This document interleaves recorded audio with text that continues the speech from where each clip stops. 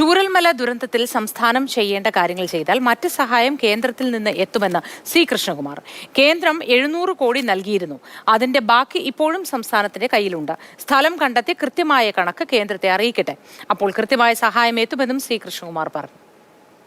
758 കോടി രൂപ ഓൾറെഡി ഉണ്ട്.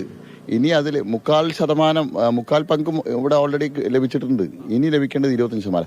ഈ ലഭിച്ച തുക എങ്ങനെ ചെലവഴിച്ചു എന്നതിനെ സംബന്ധിച്ച് ഇതുവരെ പുറത്തു വന്നിട്ടുണ്ടോ? ഇത് ഒരു സ്ഥലം പോലും കണ്ടെത്താതെ, സ്ഥലം പോലും സംസ്ഥാന ഗവൺമെന്റ് ഏറ്റെടുക്കാതെ കേന്ദ്ര ഗവൺമെന്റിനെ പഴിക്കുന്നത്, ഇത് മുൻ ഇത്തരത്തിലുള്ള ദുരന്തങ്ങൾ ഉണ്ടായ സമയത്ത് എങ്ങനെയാണോ കേരളത്തിലെ ജനങ്ങളെ വഞ്ചിച്ചത്, അതേ സമാനമായിട്ടുള്ള രീതിയിലാണ് 2018 പ്രളയത്തിൽ വീട് നഷ്ടപ്പെട്ട ആളുകൾക്ക് എത്ര പേർക്ക് ഇനിയും വീട് വെച്ച് കൊടുക്കാനുണ്ട്? എല്ലാം നഷ്ടപ്പെട്ട ആളുകൾക്ക് എത്ര പേർക്ക് ഇതുവരെ ധനസഹായം കൊടുത്തു? വളരെ തുച്ഛമായിട്ടല്ലേ. പ്രകൃതി ദുരന്തവും ഇത്തരത്തിലുള്ള ദുരന്തങ്ങൾ ഉണ്ടാകുന്ന സമയത്ത് അതിനെ അഴിമതി നടത്താനുള്ള വേദിയാക്കി മാറ്റുകയല്ലേ, ഒരു ഈവൻ്റാക്കി അവർ മാറ്റുകയല്ലേ.